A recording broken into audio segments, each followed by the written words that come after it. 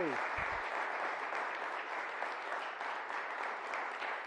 Don't jump. Thank you. Please sit down. Well, thank you not only for being here, but for what you did.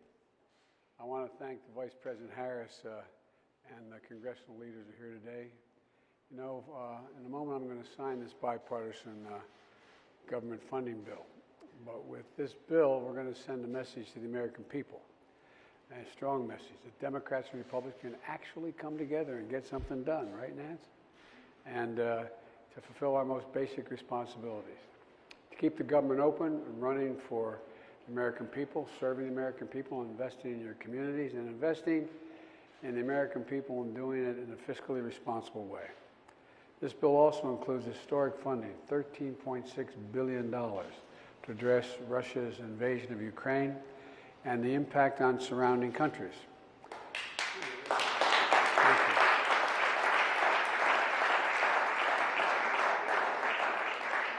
Putin's aggression against Ukraine has united people all across America, united our two parties in Congress, and united freedom-loving world. And it's an act with urgency and resolve that we are doing right now that you've provided me the ability to do. I want to thank the congressional leadership for working so quickly to make sure we have the resources we need, economic, humanitarian, and security, to continue our forceful response to this crisis. We've already committed more than $1.2 billion in security assistance to the people of Ukraine just over the past year. And I know all of you know that. It's preaching to the choir here. But we've been providing anti-armor, taking out tanks, anti-air capabilities directly to the Ukrainian forces. And we're also facilitating significant shipments of security assistance from our allied partners to Ukraine. With this new security funding and the drawdown authorities in this bill, we're moving urgently to further augment the support to the brave people of Ukraine as they defend their country. And I'll have much more to say about this tomorrow, about exactly what we're doing in Ukraine. We're also going to be better positioned to provide for the rapidly growing humanitarian needs of the Ukrainian people. This war has turned nearly 3 million Ukrainians into refugees, with numbers growing every single day. And that's on top of the 12 million people who require humanitarian assistance inside of Ukraine. The United States is helping to lead the global humanitarian response with our partners in Europe and well beyond Europe. In just the past few weeks, we provided nearly $293 million in humanitarian assistance to people in Ukraine and in neighboring countries. Our experts are on the ground in Poland and in neighboring countries where the Vice President just came back from to make real-time assessments of a rapidly evolving crisis, to get urgently needed humanitarian supplies to the people in need now.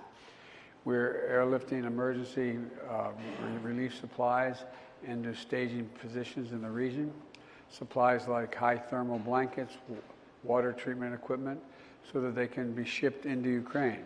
We're providing essentials like soap and laundry detergent, simple sounding things to refugees who fled with literally nothing but the clothing on their backs.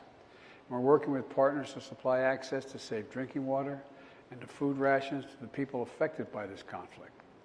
With the U.S. support, the World Food Program has already purchased 20,000 metric tons of food to address the growing needs of individuals affected by this conflict. It's exceedingly difficult to get supplies into Ukraine while the Russian onslaught continues. But we're managing to get supplies into Ukraine regularly thanks to the bravery of so many frontline workers who are still at their post.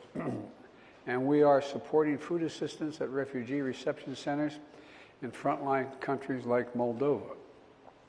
With billions more included in this bill for new humanitarian assistance, we're going to be able to quickly ramp up our response and help alleviate the suffering that Putin's war is causing the Ukrainian people and the region. This bill also provides necessary economic support for Ukraine and Ukraine's neighbors that are impacted by this war. Things like loan guarantees, direct financial support, including to address the needs like energy and cybersecurity. This bill is also going to help face our challenges here at home. It sends a clear message to the American people that we're investing in safety, health, and the future of Americans. Let me just mention a couple of the highlights, starting with community safety. We know what works to make our community safer, and that's investing in prevention and community police officers so that they can walk the streets, know the neighborhoods, and who can help restore trust and safety in the communities. The answer is not to abandon our streets or to choose between safety and equal justice. It's in this funding bill which we make sure we do both. This budget invests in funding for agencies like the FBI and U.S. Marshals, the Drug Enforcement Agency, but also includes funding for COPS programs to increase community policing and the ability of the alcohol, tobacco, and firearms to tackle gun crime, and it funds entirely new community violence intervention programs just at the Department of Justice. Community violence interruption programs are programs where trusted community members work directly with the people who are most likely to commit or become victims of gun crimes. I had a chance to meet with those leaders in one of the programs in New York City not long ago. I saw the difference they were making every day. We know these programs can dramatically reduce violence, and we're going to fund a lot more of them. This bill also includes grants for state and local law enforcement and crime prevention programs.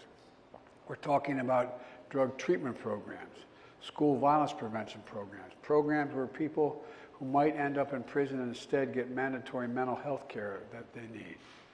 Part of the safety before any crime is committed. Part of the safety is the ability to feel safe from gender-based violence.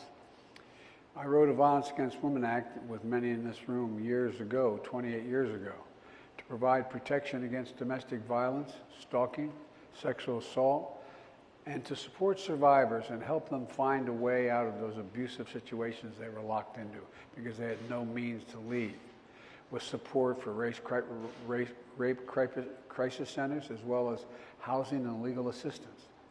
The law has saved lives, and that's helped women rebuild their lives and make children a heck of a lot safer. Today, with this bill, we reauthorize and strengthen the Violence Against Women Act. For example,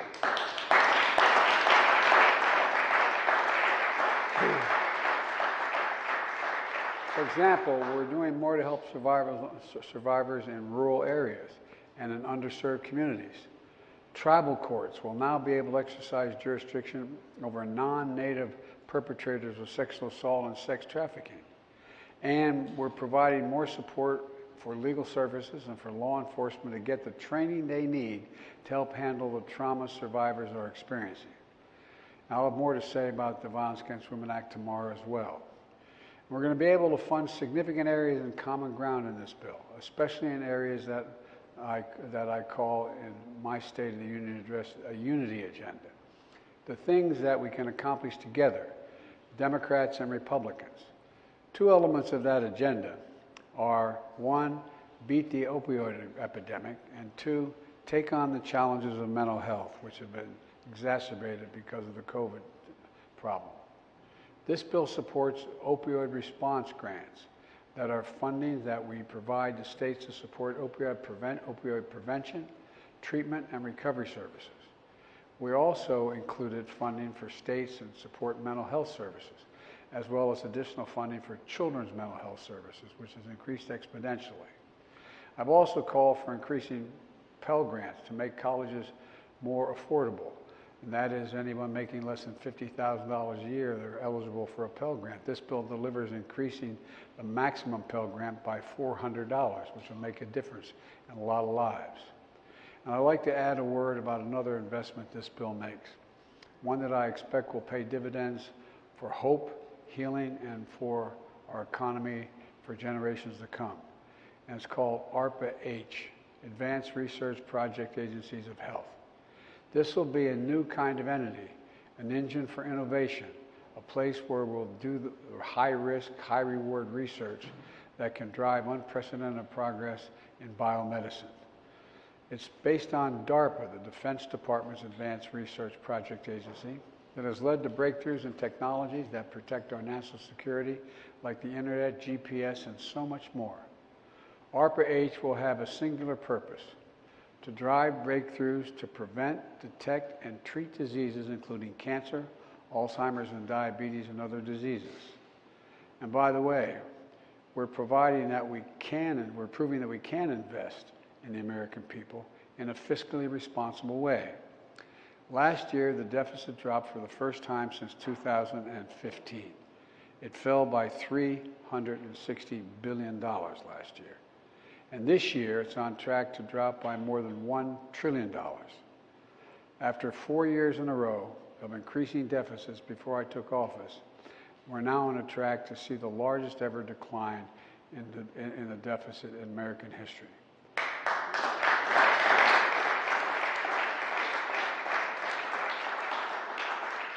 So let me close with this.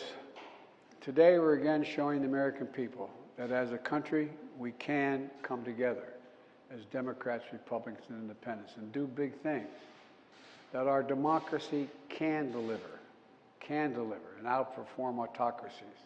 And that there's nothing we can't do when we do it together as the United States of America. So I'd like to now invite up my Budget Director, Shalonda Young, and all the members of the Congress here today while we sign this bipartisan government funding bill. Thank you all very much.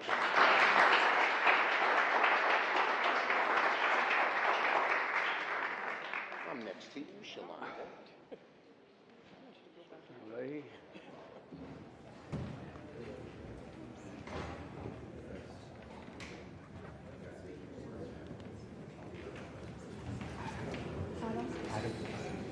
Speaker.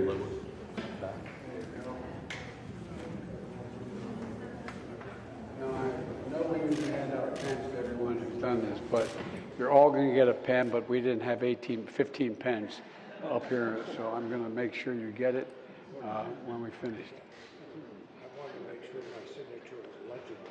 Well, it is. See how faint mine is and how dark his is. Yeah, I know. I tell you what, Nancy. Anyway, I'm going to give it a shot here, okay?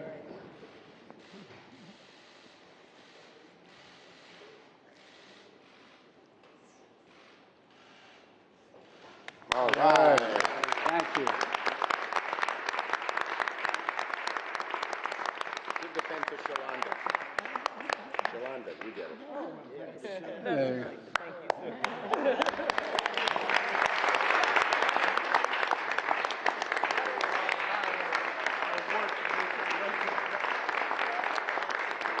Thanks, Chuck. Great job, Mr. President. It's a No, great no, bill. no. You guys did that. Good to see you, man. How you doing? Respond to Mitch McConnell, who says you're showing weakness against Putin. President Biden, what will your message be in Europe? Mr. President, are you doing everything to increase U.S. energy production? Mr. President, you have a message for President Zelensky tomorrow? Mr. President, what do you have to say about the deaths of American